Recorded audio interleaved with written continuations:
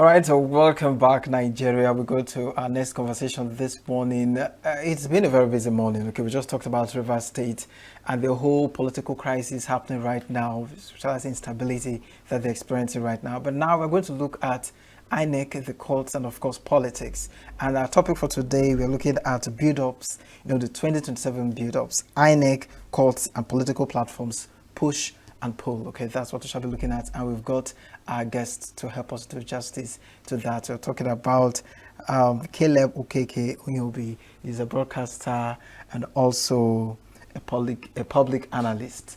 I wanted to say a politician as well, but the whole thought of being a politician in Nigeria now, it just has this dent. There's just this thing about being a politician. Many people feel like they are dirty, they are not honest. Are people still proud to be politicians, looking at the challenges Nigerians are facing now? Well, yeah, it's just like when I wear a lot of hats. Good morning, Christopher. The point there is not just politicians. So many professions have their names modeled up in Nigeria. Even teacher, when you say this is teacher, people want to pity you and say, hey, yeah. When you say politician, people want to say, God forbid. It depends on most professions in Nigeria. If you say a doctor, people are pitying you, as to the workload you have got. So not just politicians, that's what I'm trying to say. Most professions in Nigeria are not how they ought to be. And that's what the problem is. It's not just about politicians, but for politicians, it is about making things better. So if you're saying you want to make things better, that means you're a politician. If you are actively participating in the process, whether at the community level, whether at the family level, because most people are politicians without knowing it, even in the family level. Once you want to make things better, it's the process of making things better in society. And so it's not a title to be shying away from, but of course, the Nigerian stuff I've mentioned right now is that almost all professions, whether it is politics or teaching, or they have one stain or the other that people don't want to be called aloud as the name of the profession. But for what is worth it, we are here today, of course. Good morning, Nigerians, to discuss Nigeria. Nigeria is standing at the precipice, and our democracy is being threatened by unexpected quarters. Nobody would think that the court will be the one to threaten our democracy. I mean, I don't know, in the widest of our imagination, and to say factors that will mitigate against democracy, nobody will list the courts. Because I think it will be listed as factors that will preserve democracy. But what we are seeing today in Nigeria is that the court has emerged as one of the factors that would mitigate against our nascent democracy. And that is what we are here to discuss this morning. And just talking about the court, just recently we had the likes of the FCT minister, getting lodges for the judges and then sorting them out one way or the other. Where we still have, just on the news this morning, ASU is still threatening to go on another fresh strike if their unresolved, financial stuff is not being sorted out. And we also have the doctors complaining about one ill, way they've been taken care of, these sectors, but the judges seem to be smiling home and they're all right. Do you see the, judiciary system, judiciary sector independent, or do you see them solely, which word am I going to use? I'm being careful, but at the same time, I just want to also set, a statement. Do you see the judiciary system being, which word to use? That I'm blank actually. Are they being controlled? Yeah, they've been removed, teleguided. I think the word is teleguided because somebody is behind. When we were growing up in this country, I think I was fortunate to be born in the mid-90s when things were not yet as bad as they were, even under the military. To see a judge at the time, somebody is a judge of a high court, they don't come to functions. They live a solitary life. You hardly see them, in societal events. They live almost like monks. I mean, what I'm saying is open to fact check. People who grew up in the 90s, people who knew how judges used to behave before now, the attitudinal change where judges are now coming out in political events, are now frolicking with politicians, frolicking with, people who they are meant to be holding to account as the last hope of common resort of a common man. I think it started with when judges began to mingle freely with politicians. So much so that judges are receiving awards by politicians. Judges are now getting, like you mentioned, the FCT minister is buying houses. Most of these things are the judges are now being tied to their apron springs. You may say the FCT minister is doing this in his capacity as an FCT minister. But these things that should have been handled by institutions, not personalities. There should have been the judicial commission that takes care of the judges. It shouldn't be an appointee of the president doing that, because otherwise the judges will be beholden to him and to his party. It is a very common balance to say that he who pays the piper dictates the tune. So if I'm a judge and you give me a house, you give me that, and I'm not receiving this as something from the Judicial Council or Judicial Commission, but the FCT minister is handing it personally to them. That personal touch is where the problems that we are having today is coming from. And that's why we're not surprised the kind of judgments that are coming out of the courts today. It goes back to the way and the conduct of judges in the time past. If you match it with what is happening right now, judges are no longer carrying themselves with that dignity of person that is expected of their lofty offices. They are not ordinary humans. Permit me to say that they're not ordinary human beings. These are people who pass judgment on life and death. They are not to be seen, in the kind of manner that we see them today. But it is a symptom of the fast decaying fabrics of a society, and in all sectors really, because not just the judiciary too. If you see, even in the education sector where I practice, the way teachers were used to conduct themselves is no longer how teachers conduct themselves today. Today we see teachers, in situations that would look very compromising, and these are people who are meant to be role models. So in the same manner, the judiciary has also they've also the level of acceptable character that a judge should have has depreciated. The benchmark is now very low, and so the politicians are exploiting it. They know that the judges, for the most part, are not well remunerated. They know that the judges, for the most part, are no longer selected based on merit and ability. They are now selected as political favors. People now are taxed. It is even heard that people are taxed. Maybe people who support the elections are now told to bring a list for those who will be made judges. So it's no longer a thing of. So merit has taken the back seat, and that is why we are seeing the kind of conundrum that is evolving in our very faces. When the last hope, arbiter of the last resort, which is meant to be the court, is now actively participating in the decay and in the situation of our democracy. What is happening right now? I'm asking the question: in the courts we have today, can a Peter Obi, who won an election and was not installed, who went through the court to become, such things still happen when the ruling party is not the party who is agreeing? One election are not installed because not installed, but went to the court. But Inec did not categorically specify that he won the election. Okay. Oh, let's say that he had the proof. He had it on paper. The scores that the agents of his party had at the time showed that he won the election. He was not announced. Now he went to the court to recover that mandate, to ask the court to declare him as the winner of the election. Such feats can no longer be achieved today. That's the point I'm trying to drive in. Okay. Is that if it were today, if today were 1990, today were 2003. In the 1990s. No, 2003 was when this happened. When Peter Obi had that election. 2003.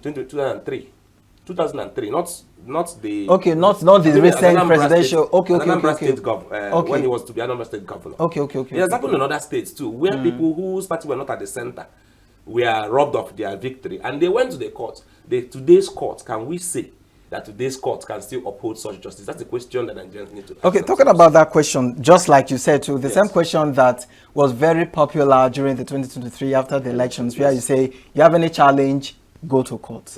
That was a very popular question. With the way the court is now, is it disturbing?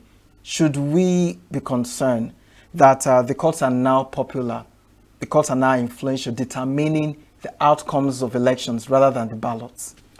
The thing is, politicians now invoke the name of the courts as a way of adding sanctity to their frauds and to their the things that they do, to their practices. So when a politician says go to court, is he saying it in good faith? I know that those who can't study the accountancy, and some of us who studied education too, say actions have to be born of good faith. So when somebody is saying go to court, is he saying it in good faith? Of course. But is telling you go to court. He's telling you go to court because he knows he owns the court. Otherwise, they wouldn't have the courts. If the courts were still the woman who is blindfolded and with the scale. If the court was not seeing the person, the politician, seeing that his party was in the center. He wouldn't make that. If he knew that, if he knows that the court is a place where the facts will be laid bare, there's no way he will make such comments. So that comment is sponsored by impunity.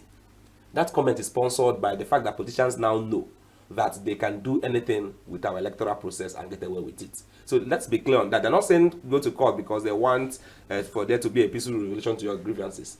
So that it is being said as a kind of mockery too, to those who they deem as having lost the election due to their own antics. Now, as to why, if the court has become an arbiter of sorts for our elections, no longer the ballots, it appears that a lot of examples will support that claim. In Imo State, the current governor, Hope Uzodinma, was never declared the winner of the election. He came in through the courts, and he was fourth according to Inec, the ranking of the scores of the candidates who contested that election. You go to which other states? I think is it your state or something? There's a state in the southwest too. There's been too many installations by the courts, and I think that it is gotten to a point where Nigerians may not even bother to go to the ballot anymore. Maybe the courts, the learned justices should now, submit. We have to submit the candidates to them, and then let them judge whatever they want to do, and then tell Nigerians who they proclaim, because this is it is tugging at the very nerve of our democracy. When people would find time, go under the sun, under the rain, cast their votes, and then the politician who feels his party is in power sits back and does everything. We saw in 2023, where you mentioned, in Port Harcourt, in Rivers State, we saw mutilated results, result from EC8As. We saw them mutilated. We saw, it's not like it was hidden, it was done in the open, and then somebody says go to court at the end of the day. So politicians in Nigeria must now tell us what's way forward for our democracy.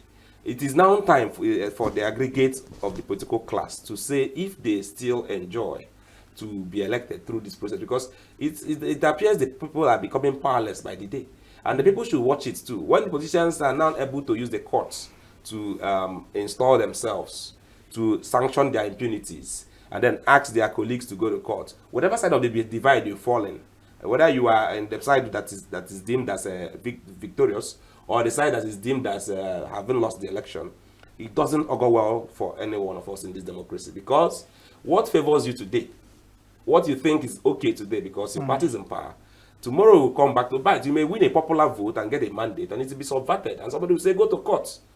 So that is the reason that Nigerians from every walk of life should speak against it. The courts should not be determinant. The courts again have now started. It has really it used to be post-election tribunals. Today, the courts are now involved in the very internal democratic processes of parties, which they shouldn't even interfere in. So the examples, the instances are so much, and we are here where we are because the people have not. People should protest such decisions by the courts. That's what I think. If the courts should make decisions that are contrary to the widespread notion of an election, election results. When people overwhelmingly vote a candidate, they know. People should protest such. We've seen that in Kano, in Kano State, when the former party of Rabi Musa Kwankwaso won an election. The court declared otherwise, and the people went outside. And before 24 hours, the court judgment was reversed. We've seen that before. It is the people's complacency. That is why a few people, or even one person, a judge, would determine what a question that so many people had provided answer to through the ballots. That shouldn't be so. Okay, so let's look at the Electoral Act. Do you think the Electoral Act is strong enough, to manage the excesses and irregularities that elections experience now, talking about vote buying, manipulation, and violence during the elections? Nigeria is not suffering from a lack of legislation or laws. The laws are there. Even the current Electoral Act amendments seems to have taken us. It's like we are taking one step forward and 3 steps backward with the Electoral Act.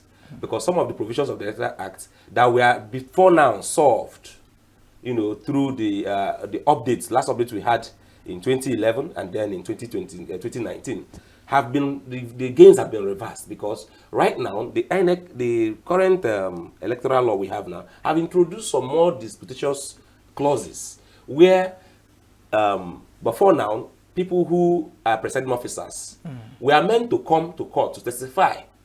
If they did any wrong election practice, they are meant to come in person.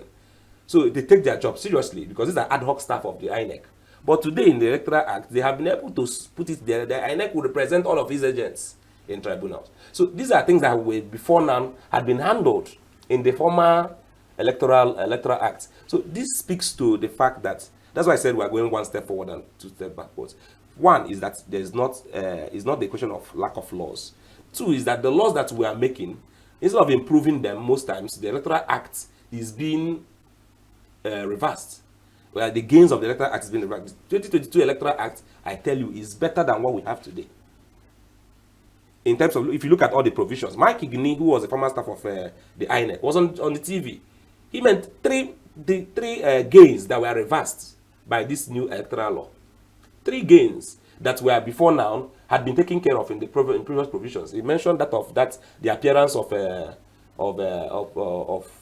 presiding officers or electoral officers in tribunals, which should strengthen the credibility of the process. If I'm a presiding officer of a polling unit and I know I'm going to be called to account for all of my actions in person, it means that I will be more careful in discharging my duties. But if INEC is now protecting all of the people that it's engaged for the election, it means that people will no longer want to care what they do at the polls. That is on the one hand. There are other issues. I think as we speak, I remember them, I'll throw them up. But the point being that before now, we've had that electoral vote buying is an electoral offense. In the last election, the by-election in the Newinoff, I was on the field. I was sending real-time video of politicians carrying money in boots to media houses and saying, "Look, these are videos." Politicians, when I mean politicians in office carrying money in boots and arriving in election voting venues and distributing money. It's on video. I have the video. I could share it, which I think I shared it with Senior TV at the time. So the evidence is abound, but whose job is it to prosecute those people who are going contrary to the Electoral Act? It is the courts. It is the court and INEC itself who should take note of these reports being made by the media houses.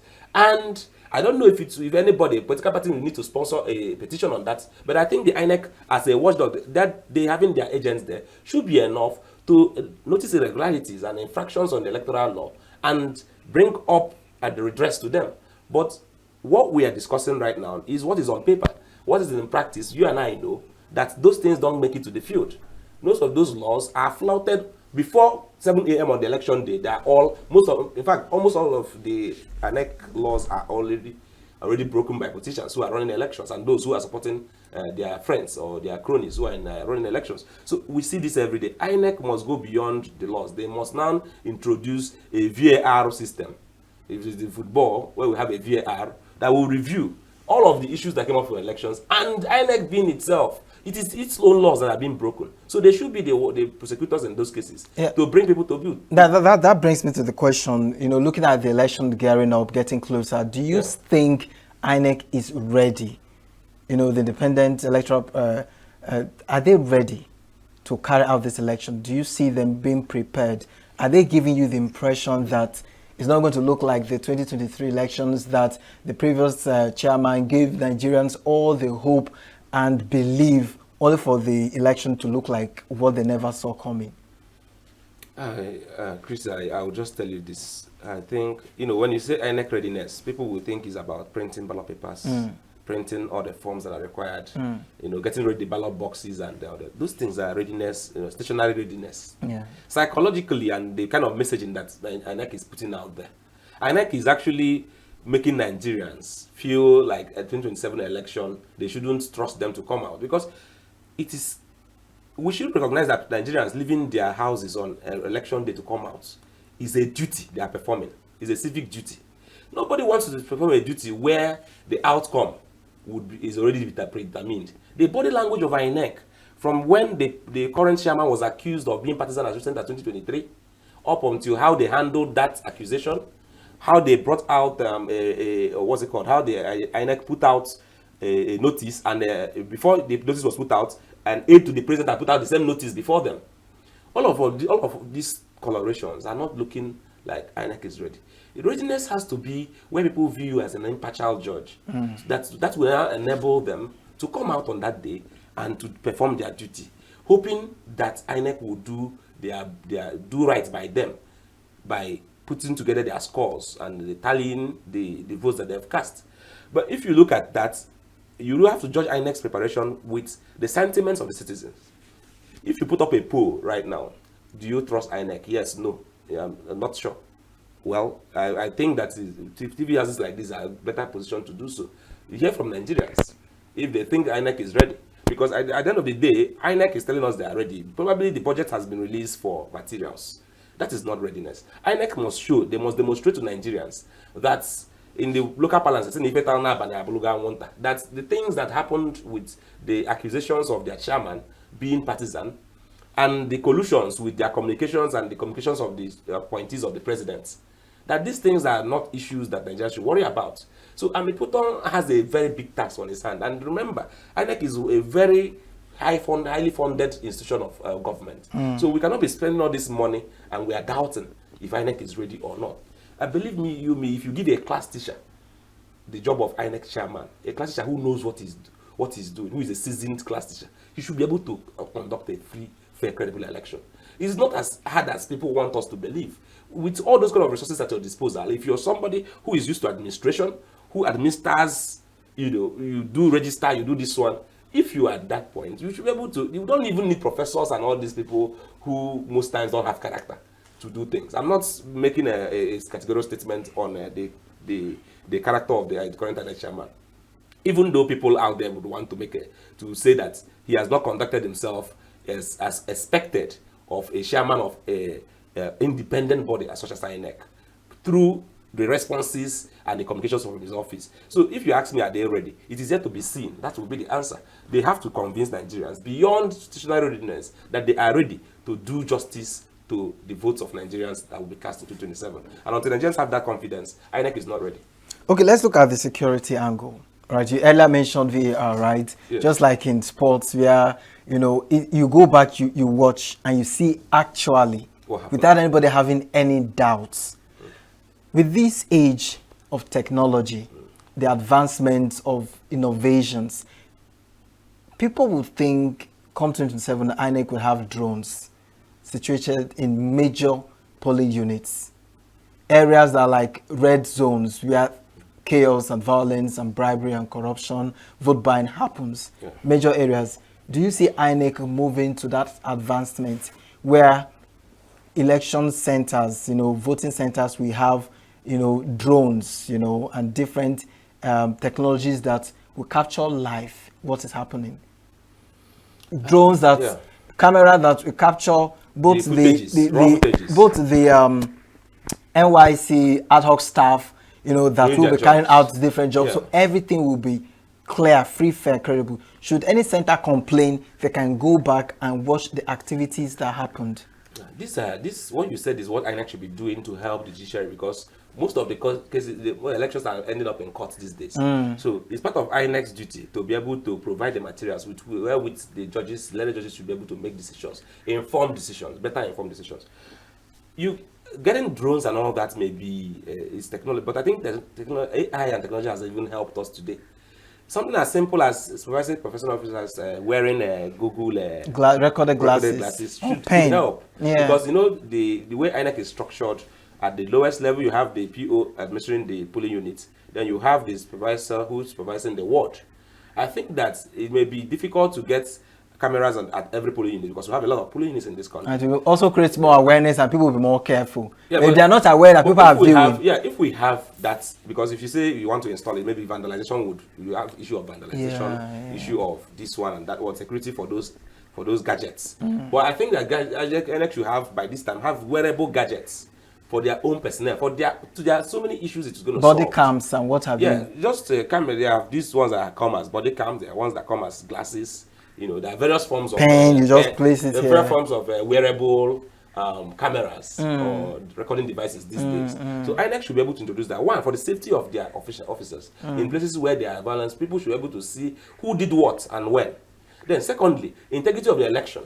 The processes up from the time when the voter education is done up to voting and all that can also be recorded, so that we can have more evidential proof when we go to tribunals, instead of just whatever the party agents are able to put together. Because that is something that we should look at. The level of the budget of INEC, the kind of money INEC uses to conduct elections every year, we should be able to invest in technology. If we are very frank to ourselves, if we are pretending to want our democracy to be improved, just like we are doing with the laws, we should also be doing that with investing in technology, because it will help to safeguard our democracy. At the end of the day, like I said, if our voting processes is very poor, people may think it benefits the government in power, but nobody is guaranteed to be there forever. So that's why it's always better to have a fair play, so that everybody can always get what's due to him. So yes, INEC can explore wearable electronic devices to ensure that they get real-time footages of incidents during the election, during voting. So let's look at voter apathy. You know, from the 2023 general elections, how many people were disappointed, looking at how they thought different centers came out successfully for a particular candidate, and what they saw was not reflecting what they felt and saw at the polling units. Do you see Nigerians really coming out this time around to vote, or are they already distracted that whether they vote or not, the court will still have its way? Well, Nigerians we are an insufferable people. We are very tenacious. You know, in terms of, I give it to Nigerians. By now, Nigerians should be tired of the process. If you look at what has happened, you know, to Nigerians, in terms of how their hopes are being dashed, you know, at the end of the day. You recall the reassurances of Yakubu Mahmoud, the reassurances of the immediate past INEC chairman, you know, that everything will work, only for him to announce that they had a glitch. Even when Amazon came to give in their own testimony that they have never had a crash in the longest time. You know, the award against the person against the contractor who provided the technology services to them.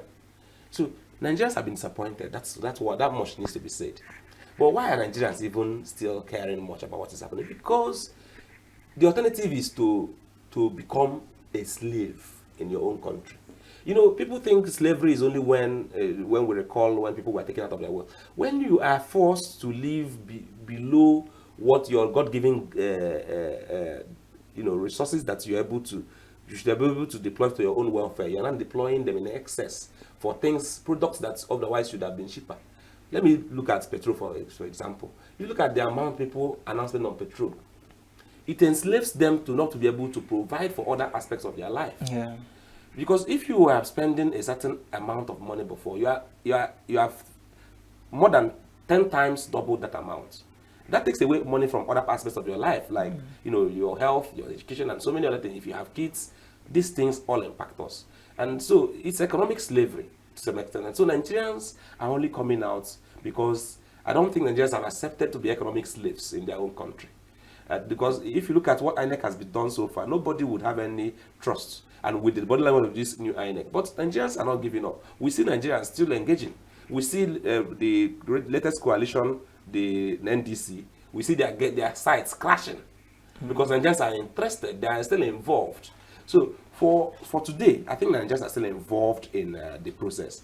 But what I cannot say is INEC being able to sustain that interest of Nigerians. Because they may think that they hold the heads and tails of this thing. But if Nigerians don't come out to vote, if Nigerians get to push the wall and they say, oh, we're not going to come out again, it makes rubbish of whatever process that INEC thinks is preparing. So that's why the readiness for the election has to be, like I mentioned earlier, has to be people confirming that they have trust in them to be able to perform their civic duties. But on the other hand, INEC, on their own part, is not responsible entirely for Nigerians, for the voter party we are seeing. The politicians too, and the voters themselves too, are also culprits. Because you find that on the part of the voters are now actively demanding to be paid to vote. I was at the polling unit the last time we had elections in Anambra State, and we saw voters who were, waiting to see how much Party A pays or Party B pays. Before they don't do one. And so many people think it's a voting process. They don't even want to come out there because they feel insulted. So if I understand what you're saying now, many voters are coming to make money to enrich themselves. For election. But if I'm also to add to that, do you see the state of the country now, looking at the economy, the insecurity? Do you see this as how would I put it, an eye opener, for most of the citizens to vote their conscience? Yeah, of course. Or do you see it as, imagine what you just said now, people are hungry. They wouldn't mind as long as they see what to eat. So whoever pays better, their vote goes to the highest bidder. No, I think that people are beginning to know that this election has consequences. You know, we've been saying that election have consequences. This is the biggest, I think, of every other consequences that Nigeria have had since 1999, return of this democracy. The president's recession is the biggest time Nigerians have seen consequences of election. And I believe that Nigerians going into 2027 have learned their lesson. The lessons are very simple, namely, number one, that we are first Nigerians before we are Igbos, Hausas, or Yorubas. And that whatever affects anybody in Nigeria affects everybody, right? Irrespective of your tribe and religion, because those are the issues that Nigerians are taking for granted before. People think that because their tribesman is there, that they will buy bread cheaper or buy coke cheaper. Nigerians have learned that the Nigerians have known that we are yoked together in this country, and our decisions must reflect that we are putting our best foot forward in terms of who we entrust our collective destiny and our collective welfare to. So that has been given, because you look at how things have trended and how Nigerians are now involved. It appears to show to tell me that, and also with the level of support that the opposition parties are gaining, traction that they're gaining, it shows that Nigerians the hunger has woken something in them up, which is the commonality of our destiny. Talking about the assurances that the support from Nigerians, they are giving, the opposition parties. Looking at how strong the current administration is, the party itself, do you see it even possible for any other opposition party to unseat it? Now, let me give you some of the instances why I'm asking this question. Let's say they have strong seats in each of the states, right? Their governors are all mostly APCs. And you know what that means? That it won't be just easy for any other opposition party to just come and unseat there, even if it's possible, but it's not that easy. And then looking at each of the political candidates, just when Obi was in ADC and most Nigerians felt, okay, we are here, there is a strong indication that something different may happen in 2027. Now, somehow he's in NDC. Yes. Now, some of the votes he would have had if he was in ADC have been shifted because Atiku and his likes will take some of those votes. And then we also have NDC, and then we have PDP, and then we have APC. I've not mentioned AMP. These, different factions of votes, do you think they can surmount to the proportion that will bring about the takeover of the opposition party come 2027, regardless the support that these parties are having? I think that if we had time, I would have dissected this question very well, because what qualifies somebody to win an election in Nigeria is popular votes. You must have scored the majority of the votes. The spread too, and then you should also, the spread and the popular vote. These are the two major things that qualifies you. So if you look at that already, you find that you look at which states are sympathetic to which political parties. With the way it is now, it's yet to be seen when Nigerians go to the poll. When you talk about political parties not being able to pull it, what happened in 2023? Here in Enugu, where we are having this interview, the sitting governor lost his election. So governors and all that they're not the ones. They only have one vote and then command some influences within their states. If the people come out and they vote and they protect their votes, that you have 100 governors do not matter at that point, because 100 governors, how much people can they, 36 governors, if that is possible, how many people can they really confuse? How much influence do they wield over their citizens? Because it's about influence peddling at this point. That's what elections are about. So I believe that Nigerians, having learned their lessons, would be able to stand up, because their interest of the governor may not be interest of his own electorate in that state. So the Nigerians must speak about their own interests in this election, which is the interest of taking themselves out of economic slavery and becoming, what God has destined them to be, instead of becoming a shadow of themselves, because the totality of the economic policies that the government is making Nigerians the majority of Nigerians not to realize their potentials. And that much needs to be said, and that much should be what Nigerians should hold before them while they go to 2027. Not any governor, and not any president, and not any senator. Because the senator is talking about his own interest. Nigerians must now begin to talk about their own interest, the interest of their future generation and children unborn, and the kind of country that they want their children to live in. All right, thank you so much, Caleb, it's Thank you so been much. a nice time. This Thank was you, sis. it was Thank you a so cool much. conversation, a cool time with you. Thank you so much for having me. Thank you, Nigerians, for listening. And let's see what 2027 brings. Yeah. Look forward to having you some other time. Thank you so much. My pleasure. All right, Nigeria, stay with us. We'll be jumping off for a short break. Coming back, it's retrospect. Please stay with us. Don't go nowhere. Tired of the snow? Tired of the bad TV? Get plugged into the heartbeat of entertainment on The Hub, your ultimate show on e-vibes. From trending stories and social media drama to top charting music, must-watch movies and exciting moments from the world of arts, we've got it all. Join us for unmissable conversations with your favorite entertainment personalities, plus fun segments every week. I should try harder. So, Okay, I don't know that one. outfit of the day. Oh, I don't do that. No. That's some Gen Z stuff. Oh, now you say it's a Gen Z stuff. It's everything you love about entertainment, served fresh every week at 1 p.m. with weekend repeats just in case you missed it. The Hubs on e-vibes, where the vibes never stop. Only on Signature TV.